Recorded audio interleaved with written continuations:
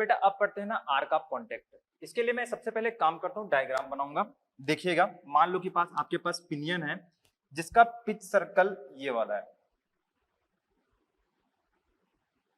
ये उसका pitch circle है, ठीक है।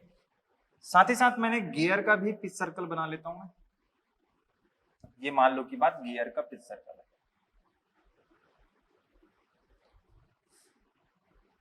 पिच सर्कल गियर का है, ये पिच सर्कल किसका है? पिनियन का है। अब मैं एक काम करता हूं, जो पिनियन है ना इसका बेस सर्कल बना लेता हूं। ये बेस सर्कल है पिनियन का और ये बेस सर्कल है गियर का, ठीक है। अब एक ऐसा लाइन बनाता हूं जो कि ये पी पॉइंट है, पी पॉइंट से पास हो, साथ ही साथ ये दोनों बेस सर्कल पर टेंजेंट हो। एक ऐसा लाइन मैं ड्रॉ कर लेता हूं। मान लो कि ये वाला लाइन है, ठीक है बेटा। ये वाला लाइन क्या है? ये कॉमन टेंजेंट है दोनों बेस सर्कल पर। क्लियर है यहां तक? इसको पॉइंट मैंने ई बोला था, इसको मैंने एफ बोला था,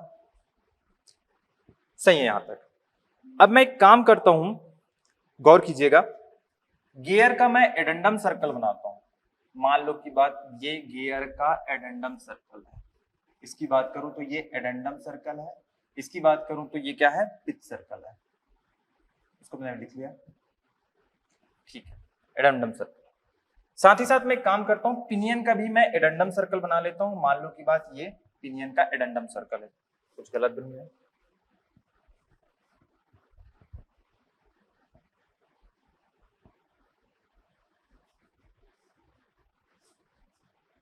ये पिनियन का एडेंडम सर्कल है। इस वाले पॉइंट को मैंने बोला था सी पॉइंट है, ये वाला पॉइंट मेरा क्या है? डी पॉइंट है। क्लियर है बेटा? डी पॉइंट है, ठीक है। यहां से इंगेजमेंट आपका स्टार्ट होगा और यहां पर इंगेजमेंट खत्म हो जाएगा, मतलब डिसएंगेज हो जाएगा दोनों टीथ। किसका किसका टीथ? एक तो पिनियन का टीथ, साथ ही साथ गियर का टीथ। मैं एक काम करता हूं, ये सी पॉइंट पर ना इसका टीथ प्रोफाइल मैं बताने की कोशिश करता हूं, शो करता हूं उसको मैं ब्लैक पेन से।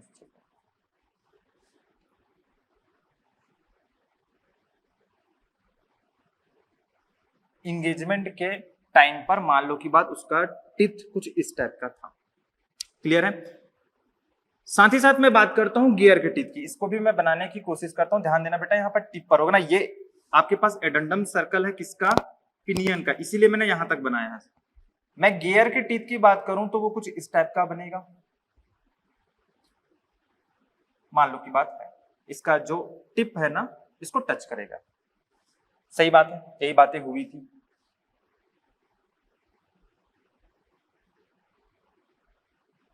ठीक है,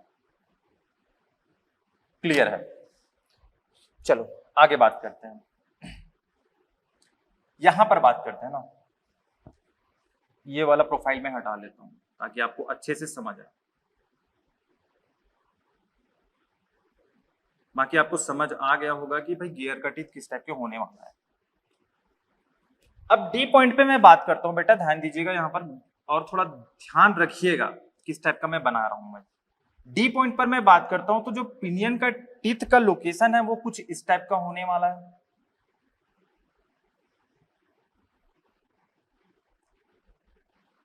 ठीक है बेटा, ये मान लो कि पिनियन का टीथ कुछ इस टाइप का होने वाला है। साथ ही साथ मैं गियर के टीथ की बात करूं तो ये कुछ इस टाइप का होने वाला है। गौर कीजिएगा ना, हाँ क्लियर है? देखते हैं ना, मैंने क्या कहा, जो सी पॉइंट पर है पिनियन का टीथ ये वाला है, गियर की टीथ की मैं बात करूं तो ये वाला है। डिसएंगेज होगा उस टाइम पर मैं यदि पिनियन की टीथ की बात करूं तो ये वाला है, साथ ही साथ मैं गियर की टीथ की बात करूं तो ये वाला होने वाला है। क्लियर है बेटा? ठीक है। अब देखना, ये जो सी पॉइंट है ना बेटा, ध्यान देना, सी पॉइंट है, सी पॉइंट पर मैं बात करता हूं ये पिनियन के प्रोफाइल की। तो जो ये पिनियन का प्रोफाइल है ना, पिच सर्कल पर यहां पर कट करता है, पिच सर्कल को ये वाले पॉइंट पर कट करता है। और ध्यान देना, थोड़ा सा और ध्यान देना, मैं जब बात करता हूं डिसएंगेजमेंट के टाइम पर, डिसएंगेजमेंट के टाइम पर तो डी पॉइंट की मैं बात करूं, इस टाइम पर जो पिनियन का प्रोफाइल है ना, पिच सर्कल को कहां पर कट करता है, ये वाले पॉइंट पर कट करता है। क्लियर है ना, दिख रहा है। इसको मैं बोल देता हूं, मान लो की बात ये जी पॉइंट है और ये एच पॉइंट है, मैंने बोल दिया। गौर कीजिएगा, अच्छे से गौर कीजिएगा ना, ये क्या है, पिच सर्कल है, किसका, पिनियन का। जी पॉइंट मुझे मिल गया, एच पॉइंट मुझे मिल गया। अब आपको एक आर्क दिख रहा होगा, जी पी एच, सही बात है, ये आर्क आपको दिख रहा होगा। मैं इसको ग्रीन पेन से शो करता हूं, ये जी पी एच की बात कर रहा हूं, ये आपको एक आर्क दिख रहा है। क्या सबको दिख रहा है आपको? बिल्कुल सर, ये दिख रहा है जी पी एच, एक मुझे आर्क दिख रहा है। और मजे की बात बताऊं बेटा, जी पी एच, यही आर्क को अपन क्या बोलते हैं, आर्क ऑफ कांटेक्ट बोलने वाले हैं। ठीक है, इसी आर्क को मैं क्या बोलने वाला हूं, आर्क ऑफ कांटेक्ट मैं बोलने वाला हूं। देखते हैं आर्क ऑफ कांटेक्ट क्या बोलता है। The arc of contact is the path traced by a point on the pitch circle. ठीक है बेटा, on the pitch circle, pitch circle पे है, from the beginning to end of the engagement. सही बात है, मैंने वही आपको एक्सप्लेन किया उस वाले डायग्राम पे। Of two meshing teeth the arc GPH is called arc of contact. एकदम सही जा रहा है भैया, बिल्कुल सही है, सही है। GPH को ही मैं क्या बोलूंगा, आर्क ऑफ कांटेक्ट मैं बोलने वाला हूं। क्लियर है, ठीक है। अब आर्क ऑफ कांटेक्ट पे ना अपन थोड़ा सा एनालिसिस करना चाहते हैं, चलो भाई करते हैं। कितने लोग को लगता है कि मैं, मान लो की बात, ये पिनियन का सेंटर ये है, ठीक है, पिनियन का सेंटर ये है, और मैं गियर की सेंटर की बात करूं, कुछ यहां पर है। ठीक है भाई, ये पिनियन का सेंटर है, इसको मैं पॉइंट ए बोल रहा हूं। मैं मान लो की बात रेडियस, पिच सर्कल की रेडियस की बात करूं तो वो क्या है भाई, आपके पास आर है, मैंने मान लिया था। बेस सर्कल की रेडियस की मैं बात करूं तो मैंने आर बी, ये भी मैंने मान लिया था। सही बात है, चलो आगे बढ़ते हैं। अब ना मैं एक काम करता हूं ना, ध्यान देना, ये जो इसका जो बॉटम मोस्ट पोर्शन है ना, जो बेस सर्कल पर जहां पर कट कर रहा है ना, इसको मैं बोलता हूं आई पॉइंट। और इस पॉइंट को, ये वाला, जब डिसएंगेजमेंट के टाइम पे था, जो पिनियन का टीथ का जो बॉटम मोस्ट पोर्शन है, वो बेस सर्कल को कहां पर कांटेक्ट कर रहा है, ये इस पॉइंट को मैं बोल देता हूं जे। क्लियर है, ध्यान दीजिएगा। यहां से भी मुझे एक आर्क मिल रहा है आई जे, एनालिसिस करने की कोशिश कर रहे हैं ना, ध्यान देना, आई जे मुझे मिल रहा है। सही बात है, आई जे मुझे मिल रहा है।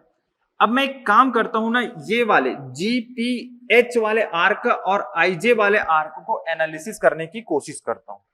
तो इसके लिए सबसे पहले मैं एक काम करता हूं कि जो आपके पास G पॉइंट है और A पॉइंट को मिलाकर मैं एक लाइन बना लेता हूं। ये वाला मान लो कि पास एक लाइन है, और H पॉइंट और A पॉइंट को फिर से मिलाकर मैं एक लाइन बना लेता हूं। यही काम मैं कहां पर करने वाला हूं, आई पॉइंट और ए पॉइंट को मिलाकर मैं एक लाइन बना लेता हूं, साथ ही साथ जे पॉइंट और ए पॉइंट को मिलाकर एक लाइन बना लेता हूं। कुछ इस टाइप का होने वाला है। सही बात है, यही होने वाला है। मैं इसको अलग से डायग्राम बनाता हूं ताकि आपको अच्छे से दिख जाए। ये जी है, ये पी है और ये एच है। ठीक है, ये इस टाइप का लाइन बना रहा है। साथ ही साथ यहां पर कहीं पॉइंट पर आई है और ये जे है, ये कुछ यहां पर, ठीक है, ये यहां पर एक लाइन बना है, आर्क बना, ठीक है, ये आई है, ये जे है। चलो आगे बात करते हैं। मान लो कि मैंने माना कि आपके पास ये जो आई जे आर्क बना है ना, ये वाला एंगल की मैं बात करता हूं तो ये थीटा एंगल, सॉरी 500, ये थीटा एंगल बनाता है। ठीक है, थीटा एंगल बनाता है। अब थोड़ा सा कॉन्सेप्ट पे ध्यान देते हैं। ठीक है, कॉन्सेप्ट पे ध्यान देते हैं। मान लो कि आपके पास एक बॉडी है, ये कुछ इस टाइप का बॉडी है, और ये वाले पॉइंट के अबाउट ये रोटेट हो रहा है। ठीक है, ये वाले पॉइंट के अबाउट रोटेट हो रहा है। क्लियर है, देखते हैं। इस पॉइंट की मैं बात करता हूं तो ये वाला पॉइंट और ये वाले पॉइंट को मैं यदि मिलाकर एक लाइन बनाऊं तो कुछ इस टाइप का बनने वाला है। मान लो कि ए पॉइंट है, साथ ही साथ मैंने यहां पर एक और पॉइंट ले लिया बी पॉइंट, इसको भी मैंने यहां से यहां मिला लिया। अब एक काम करता हूं, इस बॉडी को ना मैं थीटा डिग्री रोटेट कराता हूं, थीटा डिग्री रोटेट कराता हूं, तो इसका नया जो लोकेशन है वो कुछ इस टाइप का बनने वाला है। ये मान लो कि बात ये कुछ इस टाइप का बन गया। क्लियर है? तो ए का जो नया लोकेशन है वो ए डेस यहां पर आ गया, बी का नया लोकेशन बी डेस यहां पर आ गया। समझिएगा बात को ना, ए डेस और फिर से ये मान लो कि पॉइंट ओ है, इसको मिलाकर मैं यदि एक लाइन बनाऊं, ठीक है, और बी डेस और ओ को मिलाकर एक लाइन बनाऊं, ये वाला लाइन बनने वाला है। तो आप में से कितने लोग को लगता है कि मान लो कि बात ए डेस थीटा डिग्री को रोटेट कर रहा हूं, तो भाई ए से ए डेस जाने पर भी ये ए पॉइंट है वो थीटा डिग्री ही रोटेट करेगा, और साथ ही साथ बी पॉइंट बी डेस तक जाने पर भी ये थीटा डिग्री ही रोटेट करेगा। एकदम कॉमन सेंस वाली बात है बेटा, ये सही बात है, कॉमन सेंस वाली बात है। ए से जब नया लोकेशन ए डेस पर जाता है तो ये थीटा डिग्री रोटेट करता है, तो सेम वही बात हो जाएगी कि भाई बी से बी डेस जब जाएगा तो ये थीटा डिग्री ही रोटेट करेगा, क्योंकि वो सेम बॉडी है और एक ही बॉडी पर ये ए और बी के बीच कोई रिलेटिव मोशन नहीं हो रहा है। सही बात है ना, ये रिजिड बॉडी है, मोशन रिलेटिव मोशन नहीं हो रहा है ए और बी के बीच में। तो ए पॉइंट ए डेस जाने पर जितना एंगल आपके पास रोटेट करेगा वही एंगल से बी बी डेस जाने पर रोटेट करेगा। क्लियर है बेटा? एकदम क्लियर होना चाहिए। सेम यही बात, सिचुएशन समझना। अब मान लो कि बात ये पिनियन पर एक टीथ है, ठीक है, पिनियन पर एक टीथ है, ये घूमकर कहां चले गया है, डी पॉइंट वाले तक, इसका टिप यहां तक चले गया। मान लो कि बात ये यहां तक चले गया, मतलब मैं मानूं कि पहले जी पर था, अब एच पर चले गया है, ये वाला पॉइंट जी पर था, ये वाले टीथ, ये सेम टीथ है ना बेटा, ध्यान देना, ये वाला टीथ जी जी यहां इस लोकेशन पर था, वो यहां पर चले गया वो टीथ। सही बात है, तो वो थीटा डिग्री रोटेट हो गया। तो भाई ध्यान देना, इसी टीथ पर भाई तो आई पॉइंट भी है, बेस सर्कल पे आई पॉइंट, और आई से ये जे चले गया। सही बात है ना, जे चले गया। तो आपको ऐसा नहीं लगता है कि जब आई से जे जाएगा तो ये भी एंगल क्या होगा, थीटा होगा। सही बात है, थीटा होगा, क्योंकि ये जो टीथ की बात करूं सेम बॉडी है और रिजिड बॉडी है। रिजिड बॉडी है मतलब सेम एंगल क्रिएट करेगा। मतलब मैं बात करूं यदि ये थीटा है, ये वाला एंगल थीटा है, तो ये वाला एंगल भी थीटा होगा। सही है, कॉन्सेप्ट समझ आया? एकदम क्लियर होना चाहिए सब बातें ना। ठीक है भाई, चलो आगे बात करते हैं। तो मैं बात करूं इसकी, तो ये वाला डिस्टेंस कितना है, ये वाला डिस्टेंस है आपके पास स्मॉल आर। ये वाला डिस्टेंस कितना है, ये वाले डिस्टेंस की मैं बात करूं आर बी। क्यों भाई? क्योंकि ये पिच सर्कल का रेडियस है और ये बेस सर्कल का रेडियस है। देख लो, पिच सर्कल का रेडियस और बेस सर्कल का रेडियस, यहां तक क्लियर है। अब मैं बात करता हूं आर्क जीपीएच की, आर्क जीपीएच की। तो आर्क जीपीएच इक्वल टू क्या होगा? सिंपल सी बात है बेटा, radius into angle, radius into angle. तो रेडियस कितना है, आर है, और एंगल कितना है, थीटा है। सही बात है, एंगल कितना है, थीटा। वैसे ही मैं बात करता हूं आर्क, इसको सीधा जीएच लिख देता हूं, जीएच। आर्क आईजी की बात करता हूं, आईजे की बात करता हूं, तो आर्क आईजे इक्वल टू क्या हो जाएगा, arc B into theta, RB into theta. सही बात है। और एक और बात, आरबी इंटू थीटा, और हम लोगों ने पढ़ा था आरबी को किसके टर्म्स में, आर के टर्म्स में। ठीक है, कुछ इस टाइप के पढ़े थे क्या भाई? ध्यान देना, चलो निकाल ही लेते हैं, कोई बात नहीं। ये वाले एंगल की मैं बात करता हूं, तो ये वाला एंगल आपके पास फाई है, ठीक है, और ये आरबी है, और ये क्या है आपके पास, आर है। सही बात है। तो आरबी इक्वल टू यहां पर क्या हो जाएगा, आर कॉस फाइव हो जाएगा।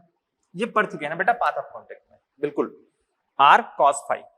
चलो आगे बात करते, तो मैं यहां पर लिख लूं क्या, आरबी इक्वल टू क्या है आपके पास, आर कॉस फाइव। सही बात है। ये इक्वेशन नंबर 1 और ये इक्वेशन नंबर 2, इसको आरबी लिख देता हूं, इसको ना आर के टर्म पे लिख लेता हूं, R cos phi into theta, जहां फाई क्या है आपके पास, प्रेशर एंगल है, ठीक है, प्रेशर एंगल है।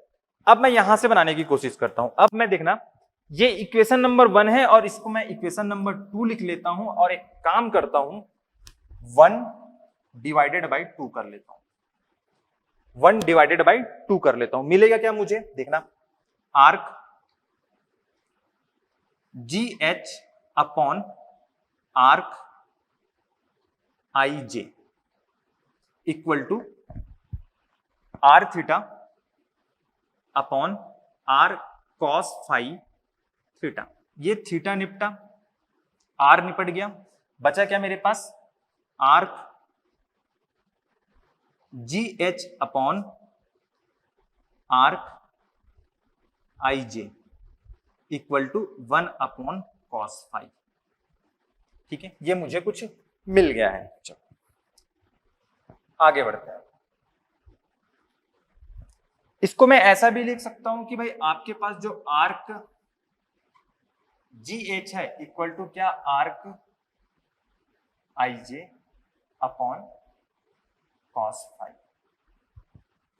सही बात है। अब देखना, थोड़ा सा गौर कीजिएगा।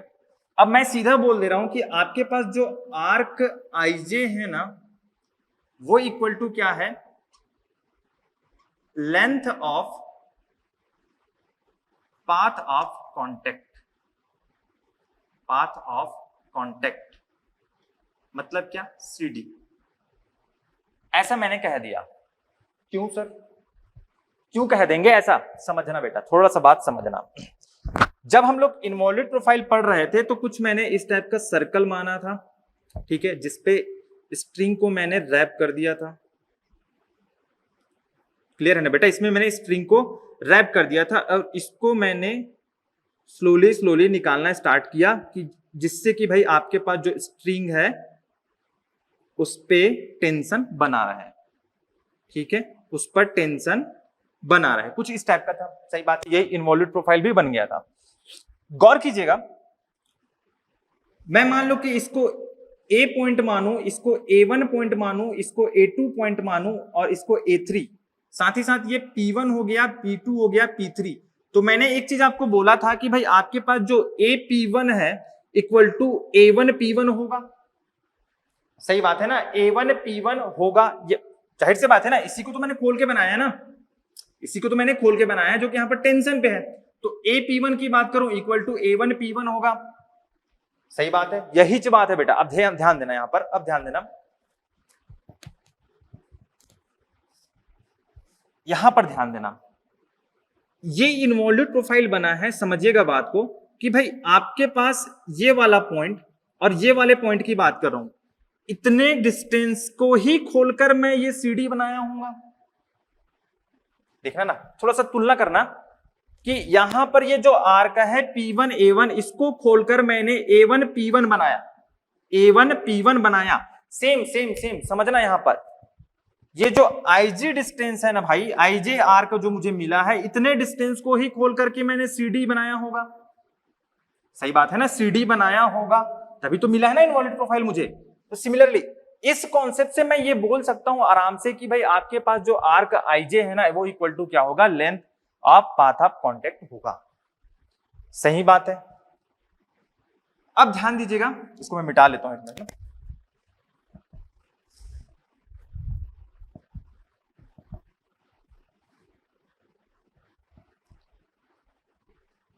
मतलब मैं बोल सकता हूं कि arc IJ equal to CD। सही बात है, CD, arc IJ equal to CD। तो भाई आर्क GH इक्वल टू मैं क्या बोलूंगा, GH equal to CD upon cos phi, cos phi, CD upon cos phi. और आपको एक चीज पता है कि CD इक्वल टू क्या होता है बेटा, CD इक्वल टू क्या होता है, CP प्लस PD। और CP को मैं क्या बोलता हूं, path of approach, path of approach. और इसको मैं क्या बोलता हूं, PD को पाथ ऑफ रिसेस, रिसेस। सही बात है बेटा, यही मैं बोलता हूं, रख लेता हूं CP plus PD upon cos phi. सही बात है, ये मेरे पास आ गया आर का जीएच इक्वल टू, और तोड़ते जाता हूं ना, आर्क जीएच इक्वल टू क्या आ जाएगा मेरे पास, CP upon cos phi plus PD upon cos phi. ये मेरे पास दो टर्म मिल गया, ठीक है। या फिर और अच्छे से मैं लिखूं इसको तो length of arc of contact is equal to CP upon cos phi plus PD upon cos phi. ये मुझे मिल गया, ये मुझे मिल गया किसका, length of arc of contact का फॉर्मूला। फिर से वही बात, सीपी निकाल लो बेटा, पाथ ऑफ अप्रोच, पीडी निकाल लो बेटा, path of recess divided by cos phi. आपके पास क्या निकल जाएगा, आर्क ऑफ कॉन्टेक्ट मिल जाएगा, ठीक है बेटा। और ये वाला टर्म जो है ना, ये वाला टर्म, इसको बोलते हैं आपके पास arc of approach, arc of approach, और इसको बोलता हूं मैं आर्क ऑफ रिसेस। क्लियर है, यहां तक एकदम क्लियर है। कैसे कैसे निकाले हम लोगों ने पहले समझा डायग्राम पे कि भाई आपके पास जो जीपीएच है ना, इसी को मैं बोलता हूं आर्क ऑफ कॉन्टेक्ट। कैसे बोलते हैं समझ आ चुका होगा इस डायग्राम से।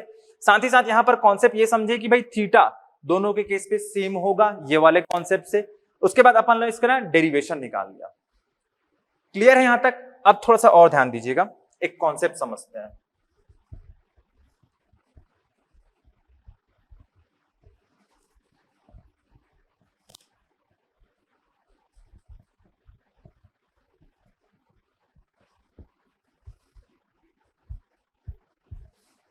एक कॉन्सेप्ट समझते हैं। मान लो कि मेरे पास एक मेटिंग गियर है, ये आपके पास गियर है और ये पिनियन है, ठीक है।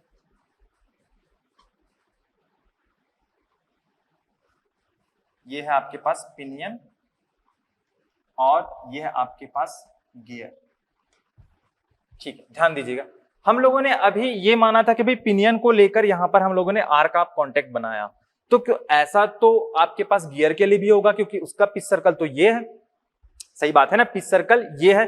तो क्या ऐसा पॉसिबल है क्या कि भाई इसके लिए जो आर्क ऑफ कॉन्टेक्ट निकाले हैं और गियर के लिए जो आर्क ऑफ कॉन्टेक्ट है वो अलग अलग हो? क्या होगा, सेम होगा, नहीं होगा, क्या होगा, इसके बारे में बात करते हैं। समझिएगा, सबसे पहली बात तो ये देखिएगा कि पाथ ऑफ कॉन्टेक्ट की बात करते हैं। मान लो कि बात गियर और पिनियन के लिए पाथ ऑफ कॉन्टेक्ट की मैं यदि बात करता हूं एक मेसिंग गियर के लिए, तो एक बात तो तय है बेटा, ध्यान देना, चाहे मैं इसके लिए बोलूं चाहे इसके लिए बोलूं, चाहे पिनियन के लिए चाहे गियर के लिए, जो पाथ ऑफ कॉन्टेक्ट होगा ना, जो सीडी, वो तो सेम होगा।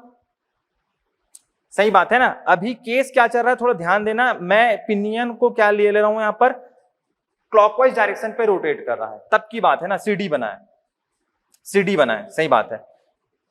तो इसके लिए मैं बात करूं, चाहे पिनियन के लिए हो चाहे गियर के लिए हो, मेरे पास जो पाथ ऑफ कॉन्टेक्ट है वो सीडी ही होने वाला है, ठीक है, दोनों गियर के लिए। मतलब पाथ ऑफ कॉन्टेक्ट तो दोनों के लिए सेम होगा, सही बात है, सेम होगा। अब ध्यान दीजिएगा, देखो आर्क ऑफ कॉन्टेक्ट का फॉर्मूला में है क्या, आर्क ऑफ कॉन्टेक्ट की मैं बात करता हूं तो arc of contact equal to क्या है आपके पास, सीडी अपॉन कॉस फाई। तो एक चीज तो मुझे मिल गया कि ये वाला जो चीज है ये तो कांस्टेंट है, मतलब सेम है दोनों के लिए, सही बात है, दोनों के लिए सेम है। अब बात करते हैं प्रेशर एंगल फाई की बात करते हैं, यदि ये सेम हो गया या नहीं है इसकी बात करते हैं। तो भाई एक बात तो आपको पता है ना कि ये जो कॉमन टेंजेंट है बोथ सर्कल पे, बोथ बेस सर्कल पे, वो तो एक ही होगा, सही बात है। और इसके कॉमन टेंजेंट, ये वाली बात करूं, ये कॉमन टेंजेंट की मैं बात करता हूं, ये वाला, वो भी एक ही होगा और वही होगा, फिक्स होगा। जब दोनों आपके पास लाइन फिक्स है तो इन दोनों के बीच का जो एंगल है फाई, वो भी तो सेम ही होगा हमेशा, सही बात है, ये भी सेम ही होगा हमेशा, या फिर कांस्टेंट होगा, मैं बोल देता हूं, सही बात है, कांस्टेंट होगा। जब ये दोनों सेम है तो जाहिर से बात है बेटा, आर का आप कांटेक्ट की मैं बात करता हूं, आर का आप कांटेक्ट की बात करता हूं तो दोनों के लिए क्या होगा, ये सेम होगा। थोड़ा ध्यान दीजिएगा, मतलब कि भाई पिनियन के लिए भी आर का आप कांटेक्ट और गियर के लिए भी आर का आप कांटेक्ट सेम ही होगा। उसकी लेंथ की बात करूं तो सेम ही होगा।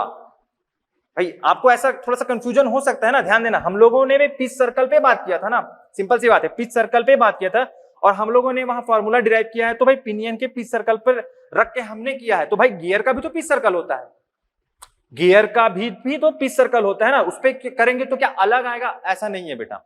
आर का कॉन्टेक्ट की मैं बात करूं तो भाई दोनों के लिए सेम होगा, मेसिंग गियर की बात चल रही है ना, क्लियर है बेटा? चलो ठीक है, ये बात क्लियर हो गया। अब इसके आगे पढ़ते हैं, यदि ये बात क्लियर हो गया तो इसके आगे अपन पढ़ते हैं ना, कॉन्टेक्ट रेशियो क्या होता है। ठीक है, कॉन्टेक्ट रेशियो क्या होता है, चलो बेटा अब पढ़ते हैं अपन कॉन्टेक्ट रेशियो।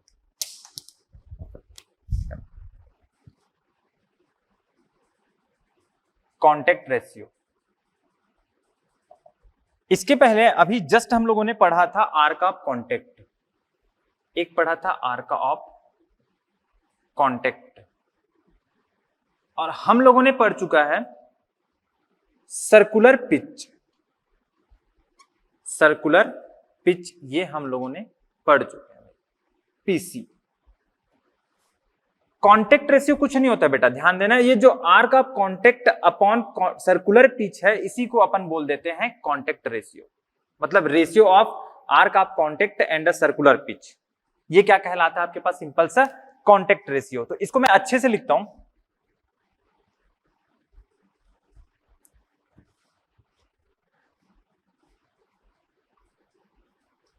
कांटेक्ट रेशियो और number of pairs of teeth in contact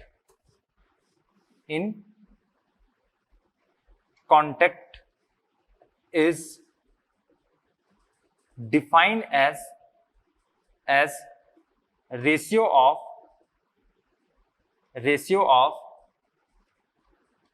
arc of contact and circular pitch, circular pitch. ठीक है बेटा, मैं मैथमेटिक्स के रूप में लिखता हूं इसको, contact ratio is equal to arc of contact upon circular pitch, circular pitch. Clear है बेटा, ये मेरा क्या है, कांटेक्ट रेशियो है।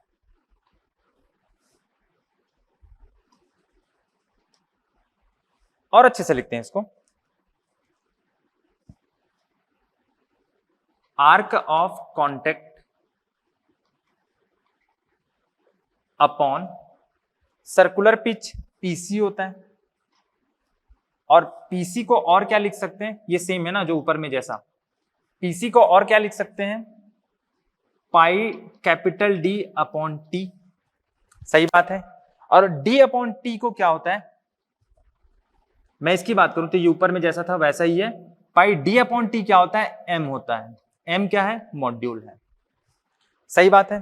तो मैं यहां पर लिख लेता हूं, यहां पर आपके पास जो कांटेक्ट रेशियो है वो क्या आया है, equal to arc of contact upon pi M, M क्या है, मॉड्यूल है। ये आपके पास क्या मिल गया, ये आपको मिल गया कांटेक्ट रेशियो। ठीक है बेटा, ये है आपके पास कांटेक्ट रेशियो। मजे की बात क्या है बेटा, पता है आपका जो कांटेक्ट रेशियो है ना, या तो 1 होना चाहिए या हमेशा 1 से ज्यादा होना चाहिए, 1 से कम नहीं होना चाहिए। मजे की बात यह है, ठीक है, 1 से कम नहीं होना चाहिए। Contact ratio should be greater than equal to 1, ये आपके पास होना ही चाहिए। ठीक है, ये तो बात आ गई। तो क्या कॉन्टेक्ट रेशियो समझना, कॉन्टेक्ट रेशियो 1 2 3 इंटीजर वैल्यू ही होना चाहिए, ऐसा कुछ पॉसिबल है कि भाई फ्रैक्शन भी चलेगा? कुछ समझते हैं इस बात को। तो ध्यान देना बेटा, जो कॉन्टेक्ट रेशियो है ना वो फ्रैक्शन भी हो सकता है। इंटीजर वैल्यू तो हो सकता है, ठीक है, ये फ्रैक्शन में भी हो सकता है। जैसे मैं बात करूं 1.2 1.3 1.5 1.6 हो सकता है, ठीक है, ये भी हो सकता है। ठीक है बेटा, ये यहां तक आपको समझ आ गया होगा। ये तो ये फ्रैक्शन में भी हो सकता है, इंटीजर में भी हो सकता है, और कॉन्टेक्ट रेशियो किसको बोलता हूं ये आपको अब समझ आ चुका होगा। थोड़ा सा ना और फील करने की कोशिश करते हैं, इसको और फील करने की कोशिश करते हैं, इसको महसूस करने की कोशिश करते हैं। आप सबको एक बात पता होगा, जब मैंने टर्मिनोलॉजी पढ़ा रहा था तो भाई ये आपको पता होगा कि मान लो की बात, ये एक गियर है और इसका एक एडजेसेंट गियर है, जैसे बना लेता हूं,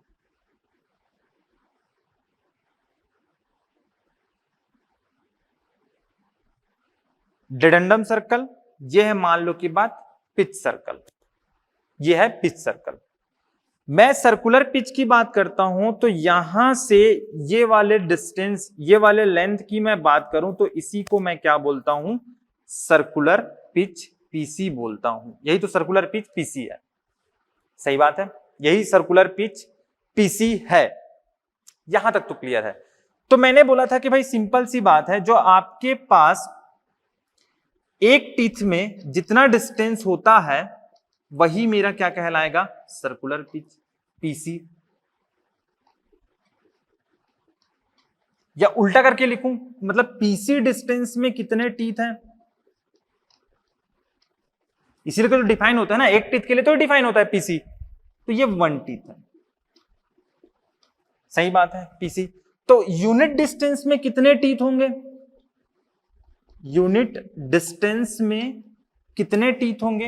1 अपॉन पीसी टीथ होंगे, समझना, सही बात है, 1 अपॉन पीसी टीथ होंगे। आगे बात करता हूं, तो भाई आपके पास जो आर्क ऑफ कांटेक्ट है, आर्क ऑफ कांटेक्ट वाला जो डिस्टेंस है उसमें कितने टीथ होंगे? तो भाई जाहिर से बात है, arc of contact into 1 upon PC teeth होंगे, सही बात है, 1 अपॉन पीसी टीथ होंगे, इतने टीथ होंगे।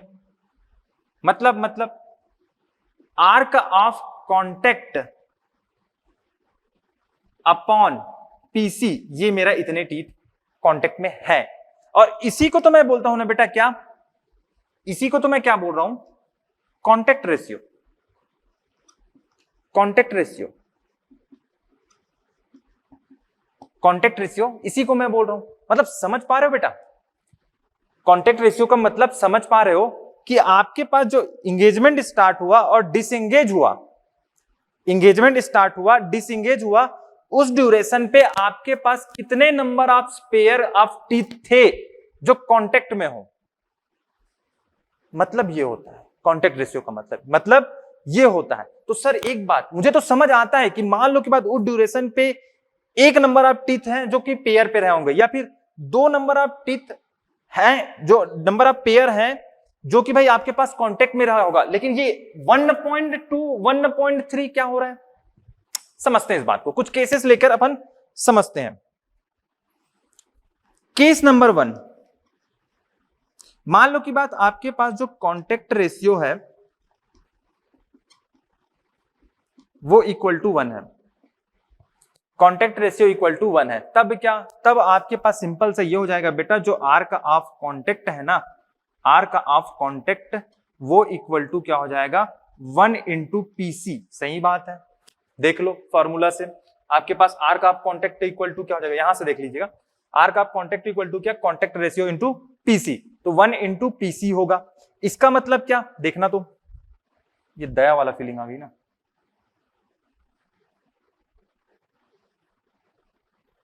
ये गियर है का टिथ है,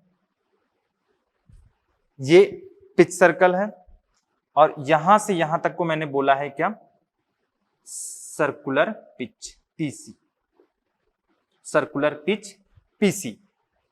मतलब सिंपल सी बात है कि भाई जब एंगेजमेंट स्टार्ट होगा और डिसएंगेज होगा तो उस ड्यूरेशन पे आपके पास जो number of pair of teeth होंगे ना वो 1 होगा, मात्र कितना होगा, 1 होगा।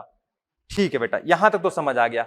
यदि कांटेक्ट रेशियो 1 होगा, समझ पा रहे हो इसका मतलब कि देखना, मान लो कि बात ये पिनियन है, ये गियर है, ये पिनियन है और ये गियर है, पहले टच करना स्टार्ट करेगा, साथ ही साथ ये डिसएंगेज हो जाएगा। तो इस पीरियड पे ध्यान देना, एक ही आपके पास जो पेयर है वो कांटेक्ट में रहेगा, जैसे ही डिसएंगेज होगा आगे उसके पीछे वाला जो टीथ है ना वो एंगेज करना स्टार्ट कर देगा। समझ रहे हो, इस टाइप का ये काम होते रहेगा। ये इसका मतलब होता है, मतलब आपके पास जो एंगेजमेंट और डिसएंगेजमेंट की ड्यूरेशन है ना उसमें मात्र एक नंबर ऑफ पेयर जो टीथ रहेंगे वो कांटेक्ट में रहेगा। क्लियर है, एकदम क्लियर होना चाहिए। चलो भाई आगे बात करते हैं, केस नंबर 2 की बात करते हैं। केस नंबर 2 की बात करते हैं, जब आपके पास जो कांटेक्ट रेशियो है इक्वल टू 2 है, तब की बात करते हैं। ये गियर का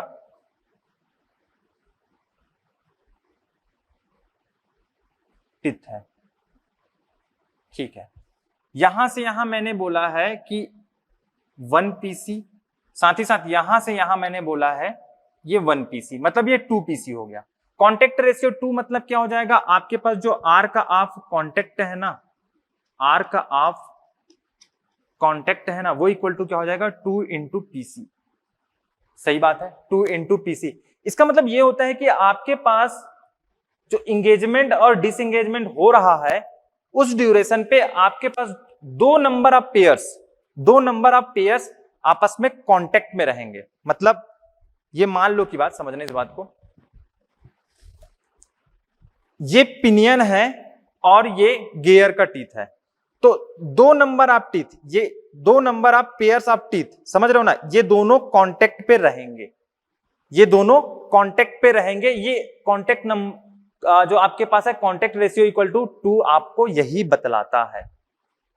क्लियर है, ठीक है। आगे बात करते हैं, मान लो की बात केस नंबर 3 ले लेते हैं। Case number 3, contact ratio equal to 1.5 है, तब समझिएगा इस बात को। आर का आप कांटेक्ट क्या हो जाएगा, arc of contact equal to 1.5 into PC. चलिए समझते हैं।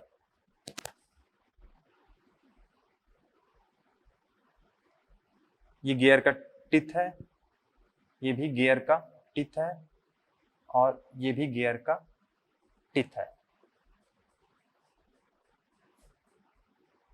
ये 1 पीसी, ये सेकंड पीसी।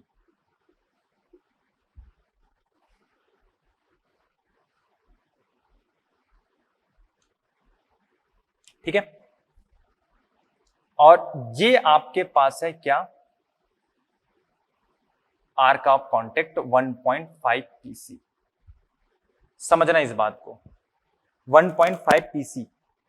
इसका मतलब ये होता है कि आपके पास 1.5 जो कांटेक्ट रेशियो आया है, इसका मतलब ये होता है कि भाई आपके पास जो टाइम है ना, एंगेजमेंट और डिसएंगेजमेंट का जो टाइम ड्यूरेशन है ना, उस पे 1 पेयर तो हमेशा कांटेक्ट पे रहेगा।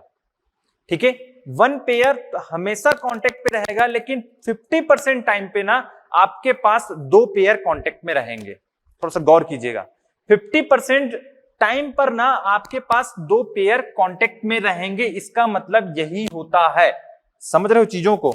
मतलब ये आया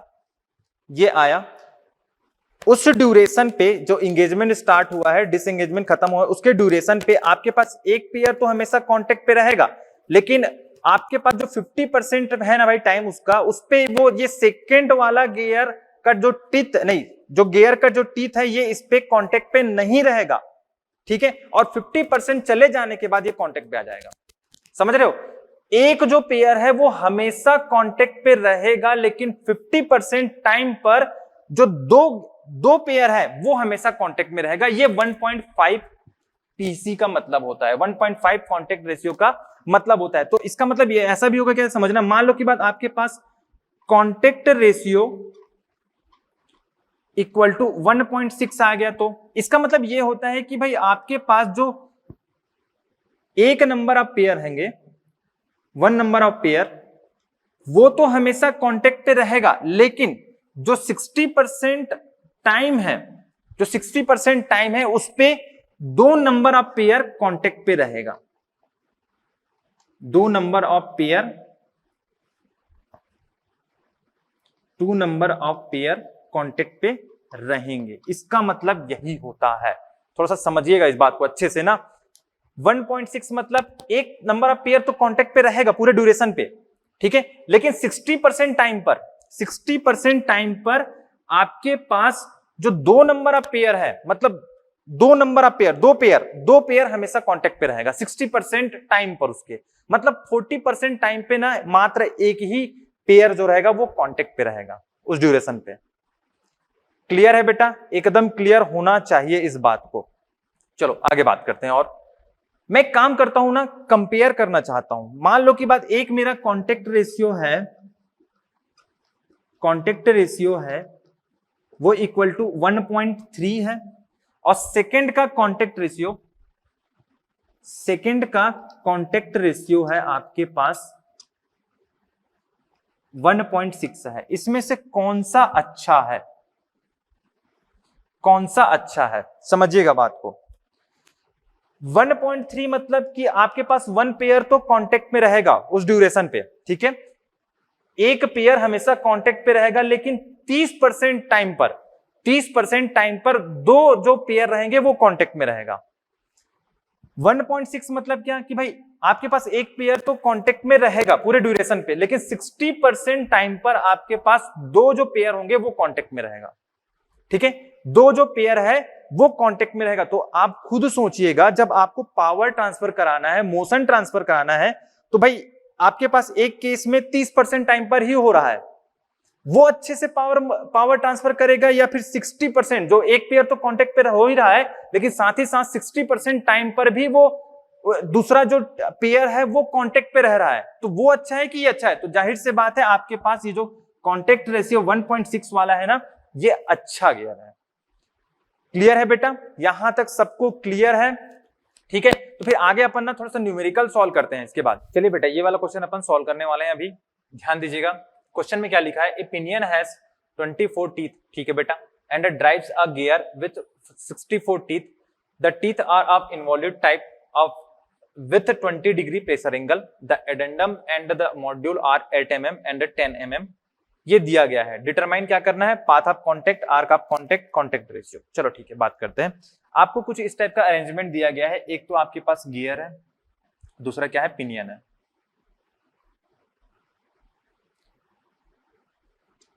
इसमें कुछ कुछ आपको गिवन डाटा है, कुछ कुछ दिया गया है। गिवन क्या क्या है, सबसे पहली बात दिया गया आपके पिनियन का टीथ दिया है। पिनियन का टीथ दिया है, मतलब स्मॉल टी इक्वल टू कितना दिया है, 24, सही बात है। साथ ही साथ दिया है क्या है, गियर का टीथ दिया है, तो कैपिटल टी इक्वल टू आपको कितना दिया है, 64 टीथ, सही बात है। और क्या दिया है, प्रेशर एंगल दिया है, तो फाई इक्वल टू आपको गिवन है कितना, 20 डिग्री, ये आपको गिवन है। और कुछ दिया है, मॉड्यूल दिया है, मॉड्यूल कितना है भाई, मॉड्यूल कितना है, 10 mm, m equal to 10 mm। साथ ही साथ आपको क्या दिया है, एडेंडम दिया है बेटा, एडेंडम, एडेंडम कितना दिया है, इक्वल टू 8 mm आपको गिवन है। चलो आगे बात करते हैं ना।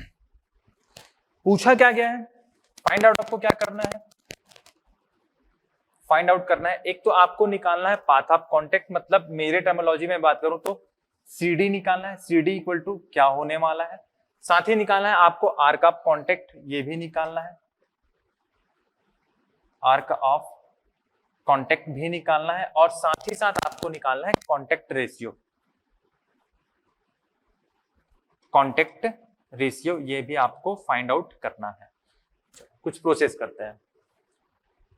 आपको यहां पर ध्यान देने वाला है बेटा, एडेंडम दिया है ना कि एडेंडम सर्कल रेडियस दिया है। समझने की बात करते हैं, थोड़ा सा समझते हैं इस बात को कि मान लो की बात ये एडेंडम सर्कल है, ये पिच सर्कल है, और ये मान लो की बात करते हैं ये उसका डेडेंडम सर्कल है। तो आपको गिवन क्या है, ये वाला एडेंडम। एडेंडम मतलब ये आपको कितना गिवन है, 8 mm। ठीक है, मैं मान लो पिनियन की बात करूं तो ये इसके सेंटर से ये वाले डिस्टेंस की मैं बात करता हूं तो ये स्मॉल r होता है, इतना मुझे पता है। मतलब मुझे 8 mm ये एडेंडम दिया है। ठीक है बेटा, तो ये r है किसका, pitch circle radius of pinion का है। अब निकालना क्या है आपको, एक तो CD निकालना है, CD, और साथ ही साथ आपको r का कांटेक्ट निकालना है, साथ ही साथ कांटेक्ट रेशियो निकल जाएगा। ठीक है, कांटेक्ट रेशियो निकल जाएगा कैसे, r का कांटेक्ट आप पता कर लोगे, अपॉन पाई m कर लोगे, निकल जाएगा। r का कांटेक्ट कैसे निकलेगा, पाथ ऑफ कांटेक्ट यदि निकाल लिए तो अपॉन cos फाई करोगे तो वो r का कांटेक्ट निकल जाएगा। मेन है मतलब आपको CD निकालना, या फिर मैं इसको अच्छे से लिख लेता हूं, पाथ ऑफ कांटेक्ट निकालना। मेन यही है, पाथ ऑफ कांटेक्ट निकालना। ठीक है, पाथ ऑफ कांटेक्ट निकालना। और पाथ ऑफ कांटेक्ट की मैं बात करता हूं तो एक तो होता है path of approach plus path of recess. CP की बात करता हूं तो इसका कुछ फॉर्मूला होता है, ये कुछ इस टाइप का होता है, क्या देखना, तो RA square minus R square cos square phi minus R sine phi, यही होता है ना CP। सिमिलरली PD की बात करूं तो PD इक्वल टू क्या होता है आपके पास, RA square minus R square cos square phi minus R sine phi, यही कुछ होता है फॉर्मूला। देख लो बेटा, आपको फाई पता है, प्रेशर एंगल आपको पता है 20 डिग्री, R नहीं पता। ठीक है बेटा, R नहीं पता, ना ही RA पता है।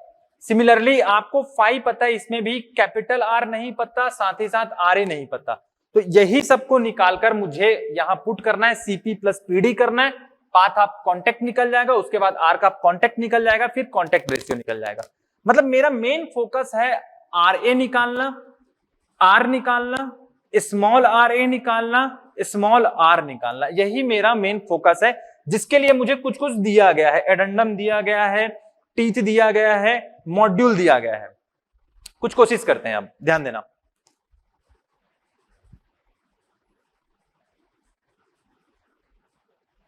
कोशिश करते हैं। एक तो मुझे पता होता है कि भाई मॉड्यूल इक्वल टू क्या होता है, मॉड्यूल इक्वल टू होता है आपके पास capital D upon capital T, या फिर M इक्वल टू मैं लिख सकता हूं small d upon small t। मैं ये वाले की बात करूं तो कैपिटल D और कैपिटल T तो ये गियर के लिए है, मैं इसकी बात करूं तो ये पिनियन के लिए है। सही बात है, ये पिनियन के लिए है। अब थोड़ा सा गौर कीजिएगा, यहां से मैं इसको क्या लिख सकता हूं, D equal to M into capital T। Capital D equal to M मुझे पता है कितना है बेटा, आपके पास है 10 mm, तो 10 इंटू कैपिटल T कितना है 64। यहां से मुझे कैपिटल D इक्वल टू मिल जाएगा 640 mm, क्योंकि आपके पास जो M है ना 10 mm यूनिट mm पे आएगा। क्लियर है, चलो D इक्वल टू क्या होता है 2 इंटू कैपिटल R, जहां पर R इक्वल टू क्या है, पिच सर्कल रेडियस किसका, गियर का। ठीक है, पिच सर्कल रेडियस किसका, गियर का, इक्वल टू 640। यहां से मुझे R मिल जाएगा 320 mm। यहां से मुझे पिच सर्कल रेडियस गियर का मिल जाएगा 320 mm। सिमिलरली पिनियन के लिए बात करते हैं, तो स्मॉल d इक्वल टू मैं क्या लिख सकता हूं, m into small t। Small d equal to m मुझे पता है कितना 10 mm, स्मॉल t कितना है 24। यहां से मुझे d इक्वल टू मिल जाएगा 240 mm। d इक्वल टू क्या लिख सकता हूं 2 into small r equal to 240। यहां से मुझे स्मॉल r इक्वल टू क्या मिल जाएगा 120 mm। ये मुझे स्मॉल r मिल गया। स्मॉल r क्या है आपके पास, पिनियन का पिच सर्कल रेडियस, पिनियन का पिच सर्कल रेडियस। ठीक है बेटा, यहां तक तो मुझे मिल गया। अब मुझे एक और बात पता है, ध्यान देना ना, अब मुझे ये R मिल गया, ये भी R मिल गया, ये वाला कैपिटल R, फाई मिल गया, फाई पता है मुझे, फाई पता है। मेन दिक्कत है आर ए और स्मॉल आर ए पर। इसके लिए आपको कुछ दिया है कि आपके पास एडेंडम कितना है 8 mm। 8 mm पिनियन के लिए मैं बात करूं, ध्यान देना, ये मुझे पता है आर, यदि मैं आर पे इसके एडेंडम को ऐड कर दूं तो क्या आपको नहीं लगता है कि ये जो वाला रेडियस है ना बेटा असल में कुछ नहीं स्मॉल आर ए है? सही बात है, स्मॉल आर ए है। तो यहां से मुझे मिल जाएगा आर ए इक्वल टू क्या हो जाएगा, ध्यान दीजिएगा, small r plus addendum. Addendum यहां से मुझे मिल जाएगा small are A equal to R कितना है आपके पास 120 mm है, प्लस एडेंडम कितना है आपके पास 8 mm है, मुझे मिल जाएगा small are A equal to 128 mm। ठीक है, स्मॉल आर ए मिल गया। साथ ही साथ मैं बात करूं कैपिटल आर ए की, तो कैपिटल आर ए भी क्या हो जाएगा, capital are plus addendum. Capital R कितना है 320 प्लस एडेंडम कितना है 8, यहां से मुझे मिल जाएगा capital R A equal to 328 mm। ठीक है, 328 mm। अब बात करते हैं आगे। आपके पास फॉर्मूला क्या था, फॉर्मूला की मैं बात करूं तो पाथ ऑफ अप्रोच की मैं बात करता हूं, तो पाथ ऑफ अप्रोच सीपी की बात कर रहा हूं, तो सीपी इक्वल टू क्या होता है, under root capital R A square minus R square cos square phi minus R sine phi. सारे वैल्यू पता है, फाई पता है, आर पता कर लिया मैंने, आर ए पता कर लिया, सारे वैल्यू पता है, बस रख देना है। यहां से मुझे मिल जाएगा कैपिटल आर ए कितना है 328 स्क्वायर माइनस आर कितना है 320 square cos square 20 degree minus R कितना है 320 इंटू साइन फाइव साइन 20। ठीक है, इसको मैं कैलकुलेटर में कैलकुलेट कर लेता हूं, कितना आ रहा है देखता हूं।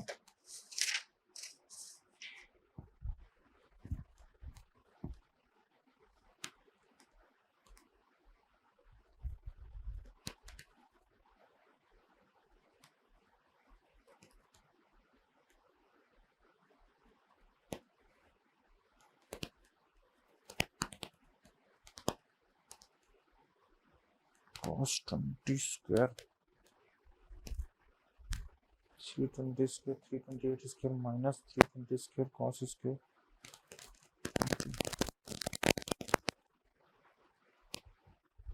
अंडर रूट आंसर ये कुछ आ रहा है 131.00 माइनस, इसको भी कैलकुलेट कर लेता हूं 320 इंटू साइन 20, ये कुछ आ रहा है 109.446 माइनस ये आपका आ रहा है 21.55 mm। सीपी की बात करूं ये कुछ इतना आ रहा है, ठीक है 21.55 mm। अब बात करते हैं पाथ ऑफ रिसेस की, पाथ ऑफ रिसेस पीडी की बात करें, पीडी इक्वल टू क्या होता है, फॉर्मूला आपके पास पता है आपको कि small are A square minus R square cos square phi minus small R sine phi. ठीक है बेटा, क्या लिखता हूं मैं, equal to under root small are A कितना है 128 square minus small R 120 square cos square 20 minus R कितना है 120 इंटू साइन 20। कैलकुलेट कर लेते हैं इसको, कितना आ रहा है, ये आ रहा है बेटा आपके पास 60.56 माइनस ये देख लेते हैं कितना आ रहा है 120 इंटू साइन 20 ये आ रहा है आपके 41.04, 60.56, ये आ रहा है आपका 19.51 mm। मतलब मैं बात करूं पीडी की बात करूं तो मुझे इतना कुछ मिल रहा है। यहां से आप आराम से पाथ ऑफ कांटेक्ट निकाल सकते हैं। Path of contact equal to क्या होगा, path of contact equal to CP plus PD. CP कितना निकला है, कहां है, हाँ 21.55 प्लस पीडी कितना निकला है 19.51। ऐड कर लेता हूं 21.55 प्लस 19.51, ये मुझे मिल रहा है 41.06 mm। मतलब एक तो मुझे मिल गया पहला कि पाथ ऑफ कांटेक्ट कितना होने वाला है, 41.06 mm होने वाला है। सेकंड बात करते हैं अपन आर्क ऑफ कांटेक्ट की। तो आर्क ऑफ कांटेक्ट का फॉर्मूला क्या होता है, arc of contact equal to होता है पाथ ऑफ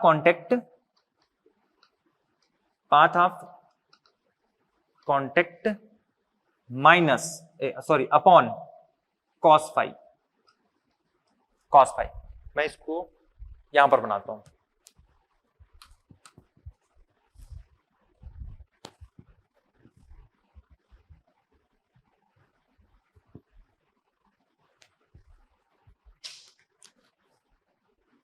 तो arc of contact is equal to path of contact कितना है आपके पास है 41.06 अपॉन cos फाई की वैल्यू कितनी है 20। कैलकुलेट कर लेते हैं 41.06 अपॉन cos 20, ये आपका आ जा रहा है 43.69 mm। ये आपका सेकंड भी निकल गया। थर्ड की मैं बात करता हूं कांटेक्ट रेशियो की। कांटेक्ट रेशियो इक्वल टू क्या होता है, arc of contact upon pi M. ठीक है, आपको आर्क ऑफ कांटेक्ट पता है कितना है 43.69 अपॉन पाई एम, आपको गिवन है कितना है 10 है। यहां से मुझे मिल जाएगा contact ratio.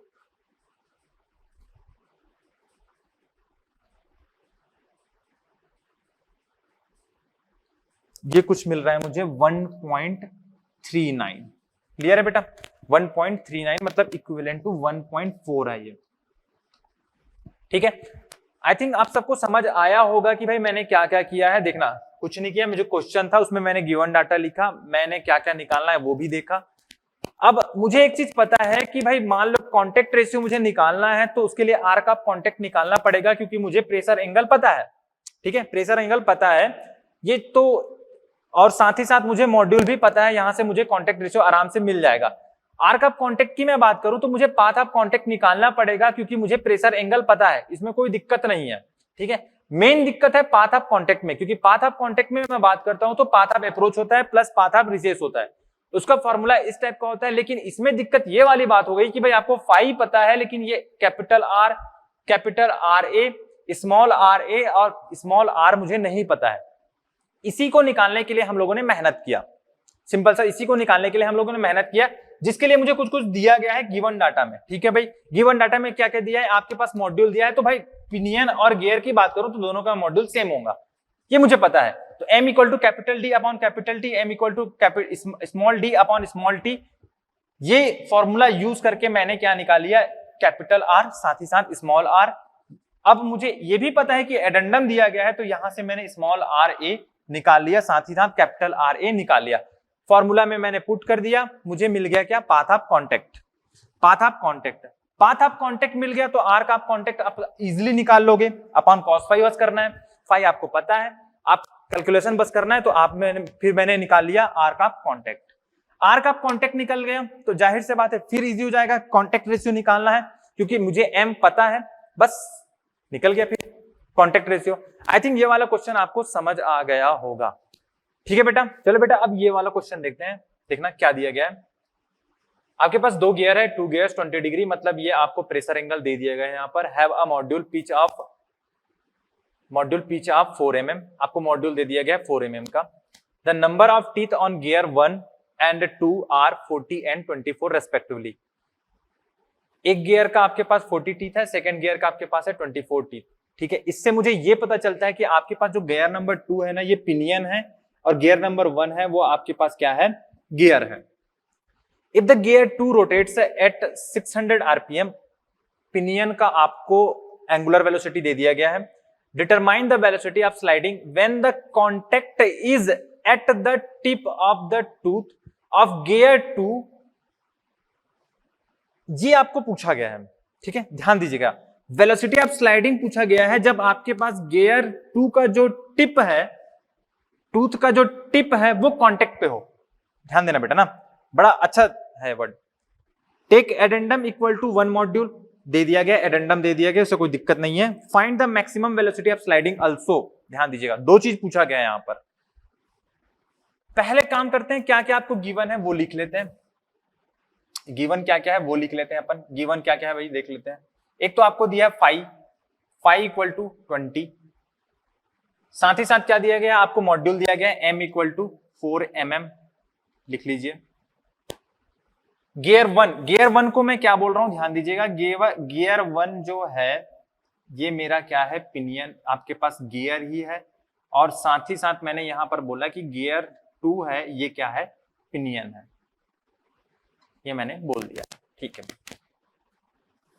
Gear 1 and 2 are, मतलब टीथ दिया है, तो मैं स्मॉल टी की बात करता हूं तो स्मॉल टी मुझे पता है कितना दिया है, 24। कैपिटल टी की मैं बात करूं तो 40 आपको दिया गया है। If the gear 2 rotates at 600 RPM, मतलब आपको जो एनपी है ना पिनियन का, वो कितना दिया गया है, 600 आरपीएम दिया गया। ठीक है, determine the velocity of sliding. एक तो मुझे अब क्या फाइंड आउट करना है, velocity of sliding, velocity of sliding find out करना है, और साथ ही साथ मुझे एक और फाइंड आउट करना है, क्या, maximum velocity of sliding, maximum velocity of sliding भी फाइंड आउट करना है। ये सिचुएशन कहां पर फाइंड आउट करना है, ध्यान देना। वेलोसिटी ऑफ स्लाइडिंग कहां पर फाइंड आउट करना है, इसको मैं डायग्राम से आपको बताने की कोशिश करता हूं। ठीक है, मान लो कि बात ये आपका पिनियन है, इसका पिच सर्कल है, और ये गियर का पिच सर्कल है। ठीक है, पिनियन का बेस सर्कल, गियर का बेस सर्कल, दोनों से एक मैंने कॉमन टेंजेंट बनाया है, ये पिच पॉइंट है। पिनियन का आपके पास एडेंडम सर्कल, ठीक है, एडेंडम सर्कल। अब ये क्या बोला है क्वेश्चन पे थोड़ा सा समझिएगा। Determine the velocity of sliding when the contact is at the, contact कहां पर है, eight the tip of the tooth of gear 2। Gear 2 को मैंने क्या बोला, पिनियन का, पिनियन बोला, तो पिनियन का जो टूथ है उसका जो टिप है वो कांटेक्ट हो। तो भाई देखना ना बेटा, यहां पर मैं बात करता हूं, यहां पर, तो इसका जो टिप रहेगा वो यहां कहीं पर होगा, समझिएगा, टिप है यहां कहीं पर कांटेक्ट पर होगा। मतलब मैं बात कर रहा हूं ये डिसएंगेजमेंट के टाइम की बात कर रहा हूं, मतलब ये डी पॉइंट है बेटा, ध्यान देना, ये कौन सा पॉइंट है, डी पॉइंट है। यहीं पर बात कर रहा है वो क्या, की वेलोसिटी ऑफ स्लाइडिंग आप फाइंड आउट करो, वेलोसिटी ऑफ स्लाइडिंग आप फाइंड आउट करो। और आपको पता है कि velocity of sliding equal to क्या होता है, velocity of sliding equal to क्या होता है, equal to ω1 plus ω2 into distance between point of contact and pitch point, सही बात है, यही मेरा वेलोसिटी ऑफ स्लाइडिंग होता है। अब ध्यान दीजिएगा, पॉइंट ऑफ कांटेक्ट कहां पर है, ये डी वाला पॉइंट है, पिच पॉइंट कहां पर है, ये वाला, और ये वाला डिस्टेंस आपको फाइंड आउट करना है। यही तो डिस्टेंस है ना, distance between point of contact and pitch point, ये वाला डिस्टेंस। और मजे की बात क्या है बेटा पता है, ये असल में पाथ ऑफ रिसेस है, पाथ ऑफ रिसेस है। मजे की बात यही है ना, पाथ ऑफ ये रिसेस है। आगे बात करते हैं, ये पाथ ऑफ रिसेस है तो सिंपल सी बात है, पाथ ऑफ रिसेस निकाल लेंगे और साथ ही साथ ओमेगा 1 और ओमेगा 2 मैं निकाल लूंगा, तो वेलोसिटी ऑफ स्लाइडिंग निकाल लूंगा इस पोजीशन पे। सही बात है, चलो ठीक है।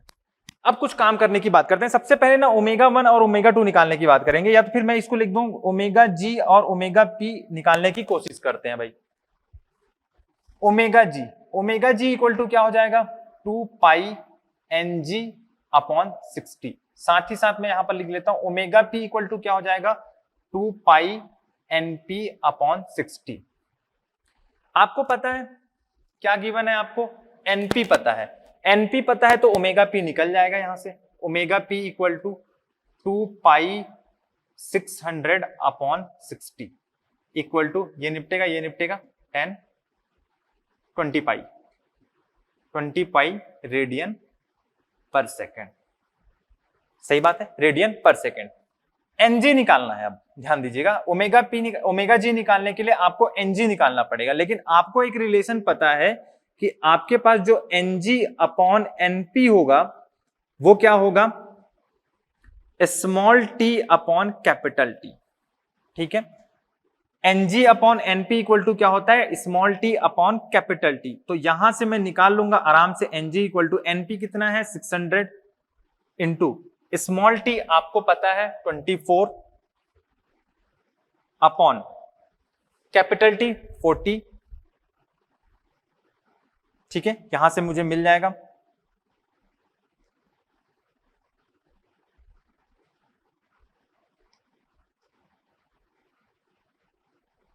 360। ठीक है, 360 आरपीएम, ये मुझे मिल गया एनजी। अब यहां से मैं आराम से ओमेगा जी निकाल सकता हूं। ओमेगा जी इक्वल टू क्या हो जाएगा, 2 पाई 360 अपॉन 60, निपटा 12 पाई रेडियन पर सेकेंड मुझे मिल गया। ओमेगा जी मिल गया, ओमेगा पी मिल गया, कोई दिक्कत नहीं है, ओमेगा जी ओमेगा पी। अब निकालना है distance between point of contact and pitch point, ये निकालना है। तो distance between point of contact and pitch point equal to क्या होगा, यहां पर होगा आपके पास पीडी, या फिर मैं बोलूं इसको path of recess. Path of recess इसके इक्वल टू क्या होता है, ध्यान दीजिएगा, इसका फॉर्मूला होता है पाथ ऑफ रिसेस का, small are A square minus R square cos square phi minus R sine phi. ठीक है, फिर से वही बात, फाई पता है आपको, ठीक है भाई, फाई पता है, लेकिन स्मॉल आर ए और स्मॉल आर आपको पता नहीं है, उसको निकालना है। चलो उसको निकालने की कोशिश करते हैं। इसके लिए आपको पता है भाई कि आपके पास जो मॉड्यूल होता है m इक्वल टू क्या होता है, small d upon small t। सही बात है, या बात करूं d equal to M T. ठीक है भाई, तो d इक्वल टू क्या हो जाएगा, या इसको मैं 2r लिख दूं सिंपल सा, 2r इक्वल टू क्या हो जाएगा, m मुझे पता है कितना दिया गया है, मॉड्यूल 4 mm। साथ ही साथ स्मॉल t भी मुझे पता है कितना दिया है, 24 इंटू 24। तो यहां से r इक्वल टू मुझे मिल जाएगा 48 mm। 48 mm, small r equal to मुझे मिल गया 48 mm। अब मुझे आर ए निकालना है, तो आर ए इक्वल टू क्या हो जाएगा, ध्यान दीजिएगा, r प्लस एडेंडम, और मुझे पता है कि यहां पर मुझे जो एडेंडम दिया है ना वो कितना है, देखिएगा ये वाला लाइन पढ़िएगा, take addendum equal to 1 module. मतलब एडेंडम इक्वल टू मुझे क्या दिया है, addendum equal to 1 module.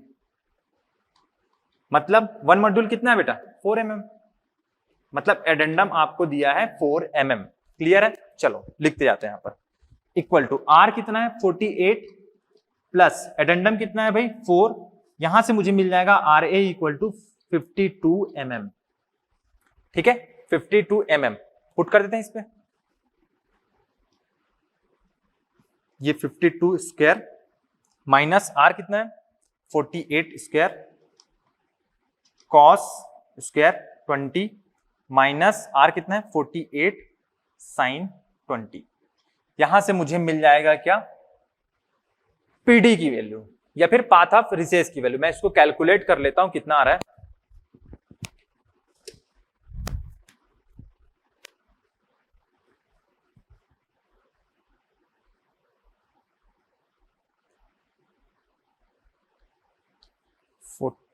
Eight square into cos 20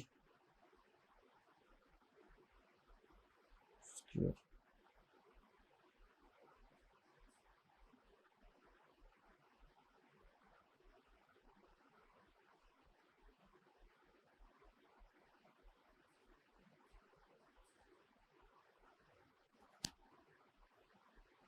into 20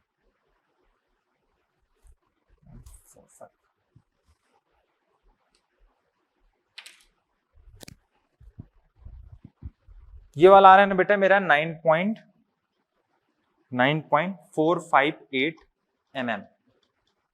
ठीक है, मतलब मैं बात करता हूं distance between point of contact and pitch point मेरा कितना आ रहा है 9.458 mm। अब देखिएगा, अब मुझे ये भी मिल गया, ये वाला वैल्यू भी मिल गया, ये भी मिल गया। सिंपल सा मैं यहां पर पुट कर देता हूं फॉर्मूले में, तो यहां से मुझे मिल जाएगा velocity of sliding equal to omega G कितना है, ओमेगा जी है आपके पास 12 pi plus omega P 20 pi into PD कितना है भाई आपके पास 9.458 यहां से मुझे मिल जाएगा। मैं कैलकुलेट कर लेता हूं इसको 12 plus 20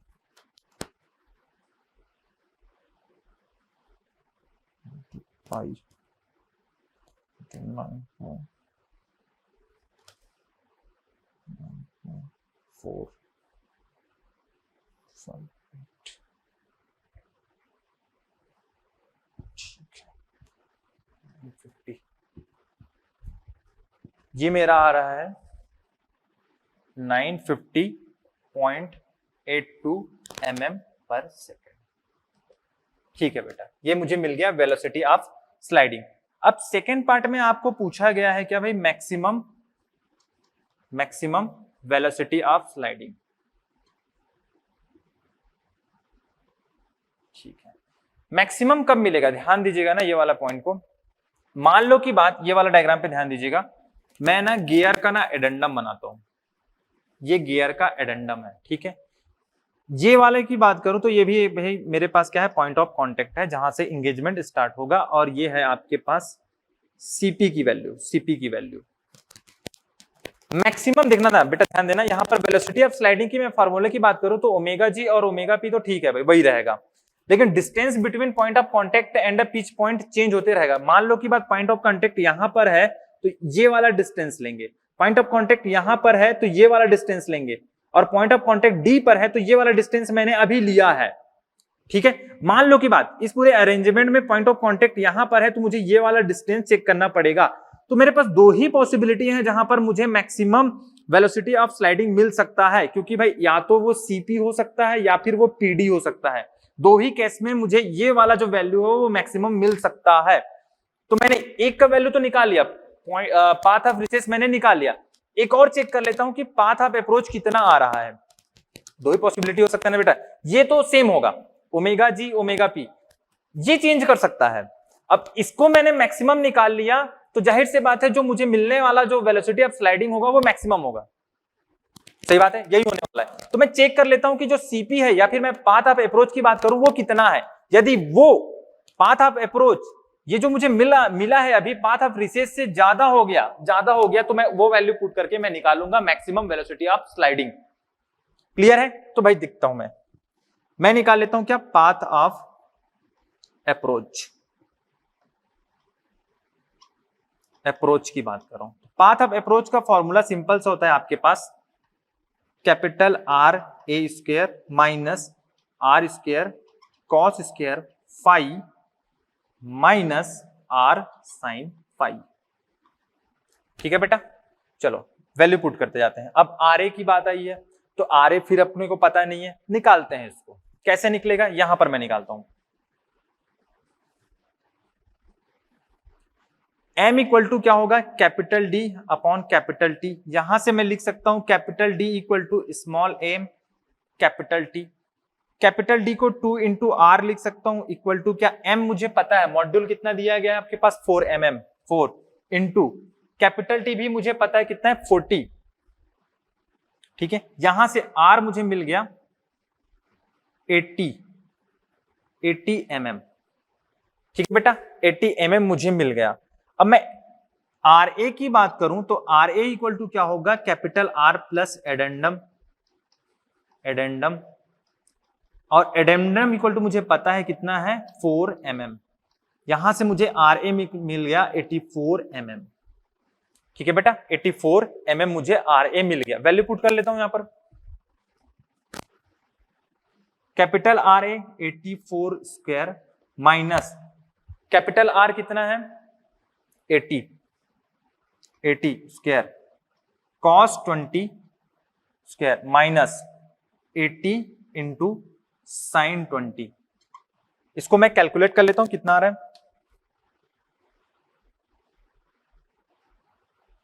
$84 square minus 80 square into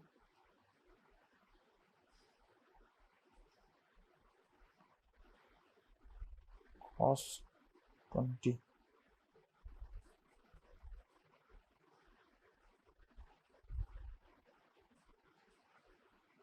into sine 20, ये मेरा आ रहा है 10.11 mm। अब ध्यान दीजिएगा बेटा, पाथ ऑफ अप्रोच आपके पास 10.1 mm आया है, साथ ही साथ मैंने यहां पर निकाला था पॉइंट, पाथ ऑफ रिसेस की मैंने बात की थी तो 9.4588 है। तो भाई इन दोनों को जब मैं कंपेयर करता हूं तो मुझे पता चलता है कि भाई आपके पास जो पाथ ऑफ अप्रोच है ना वो ज्यादा है। ठीक है, पाथ ऑफ अप्रोच ज्यादा है कंपैरेटिवली पाथ ऑफ रिसेस से। तो मैं सिंपल सी बात करूंगा कि भाई पाथ ऑफ अप्रोच को यदि मैं कंसिडर करूंगा तो वहां पर जो मुझे मिला था वेलोसिटी ऑफ स्लाइडिंग वो मैक्सिमम होगा। ठीक है, ये वाले फार्मूले की मैं बात करता हूं तो ये वाले फार्मूले पे यदि मैं पाथ ऑफ अप्रोच को रख दूंगा तो मुझे जो वेलोसिटी ऑफ स्लाइडिंग मिलने वाला है वो मैक्सिमम होने वाला है। ठीक है, तो यहां से मुझे मिल जाएगा, ध्यान दीजिएगा। अब मैं बात करता हूं maximum velocity of sliding, maximum velocity of sliding equal to क्या हो जाएगा, ध्यान दीजिएगा, ओमेगा जी मुझे पता है, omega G plus omega P into path of approach मतलब सीपी बेटा इक्वल टू क्या, ओमेगा जी मुझे पता है कितना दिया है 12 पाई, ओमेगा जी 12 पाई है ना, ओमेगा जी है आपके पास 12 पाई प्लस ओमेगा पी कितना है आपके पास 20 पाई इंटू सीपी मिल गया मुझे कितना 10.1 mm, 1 mm। यहां से मुझे मिल जाएगा 12 प्लस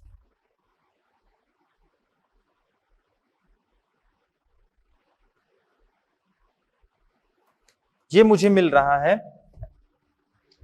1016.36 मिलीमीटर पर सेकेंड। मैक्सिमम की बात करता हूं तो ये मुझे मिल जा रहा है। ठीक है बेटा, ये खत्म हुआ। कैसे किए आपको समझ आया होगा मुझे लगता है।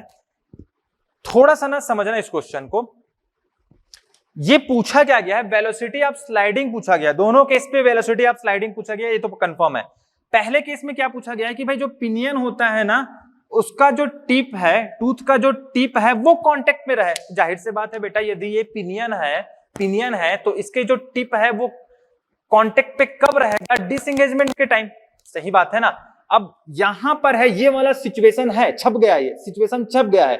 तो जाहिर से बात है कि भाई ये पॉइंट ऑफ कांटेक्ट है और ये पिच पॉइंट है, क्योंकि मुझे पता है वेलोसिटी ऑफ स्लाइडिंग क्या होता है, omega G plus omega P into distance between point of contact and pitch point. तो ये वाला डिस्टेंस मुझे निकालना है। अब ये वाला डिस्टेंस को मैंने ऑब्जर्व किया, कॉन्सेंट्रेट किया, तो मुझे ये पता चला कि बेटा ये तो असल में पाथ ऑफ रिसेस है। पाथ ऑफ रिसेस को मैं निकाल लूंगा। पाथ ऑफ रिसेस यदि निकल गया तो जाहिर से बात है इसमें मैं पुट कर दूंगा तो मेरा वैल्यू मिल जाएगा, क्या, वेलोसिटी ऑफ स्लाइडिंग। सेकंड बात ये है कि इसने पूछ दिया कि मैक्सिमम वेलोसिटी ऑफ स्लाइडिंग क्या है, मैक्सिमम वेलोसिटी ऑफ स्लाइडिंग क्या है, ये पूछ दिया। तो मेरे पास ना दिक्कत आ गई, ये आ गई कि भाई मैक्सिमम वेलोसिटी ऑफ स्लाइडिंग कब होगा, ओमेगा जी तो वही रहेगा, ओमेगा पी तो वही रहेगा, ये चेंज हो सकता है, ये चेंज हो सकता है। तो पॉइंट ऑफ कांटेक्ट की बात करूं तो कभी यहां पर भी हो सकता है, कभी यहां पर भी हो सकता है, कभी यहां पर भी हो सकता है। तो मैंने देखा कि इसके एक्सट्रीम कंडीशन पर कहां कहां पर हो सकता है। तो मैंने देखा कि भाई एक तो सी पॉइंट इसका एक्सट्रीम कंडीशन हो सकता है, क्योंकि सीपी की बात करूं तो ये मैक्सिमम हो सकता है, या तो यदि आपके पास ये पीडी की बात करूं तो ये मैक्सिमम हो सकता है। सही बात है ना, क्योंकि इससे कम में यहां पर पॉइंट ऑफ कांटेक्ट होगा तो ये पी और जो भी पॉइंट है इसकी डिस्टेंस की बात करूं तो कम ही रहेगा पीडी से। तो दो चांसेस है। तो मैंने एक काम किया, मैंने ठीक है पीडी तो मैंने निकाल लिया था, मैंने चेक किया कि भाई सीपी इक्वल टू कितना है, मतलब पाथ ऑफ अप्रोच कितना है। तो मैंने देखा कि पाथ ऑफ अप्रोच मुझे मिल रहा है 10.1 mm, 10.1 mm। अब मैं बात करता हूं यहां पर पाथ ऑफ रिसेस की बात करता हूं और पाथ ऑफ अप्रोच की बात करता हूं, दोनों को कंपेयर करता हूं। तो एक मुझे मेरे पास आया है 9.458 mm और एक आया है 10.1 mm। तो जाहिर से बात है आपके पास पाथ ऑफ अप्रोच ज्यादा है कंपेरेटिवली आपके पास पाथ ऑफ रिसेस से। तो मैक्सिमम के लिए मुझे क्या करना पड़ेगा, जो ज्यादा वाला है उसको मुझे पुट कर देना पड़ेगा। मैंने यहां पर ज्यादा वाले को पुट कर दिया और मुझे मिला मैक्सिमम वेलोसिटी ऑफ स्लाइडिंग कितना, 1016 mm पर सेकेंड। क्लियर है बेटा, यहां तक आप सबको क्लियर है? तो आज की क्लास यहीं तक रखते हैं। Thank you.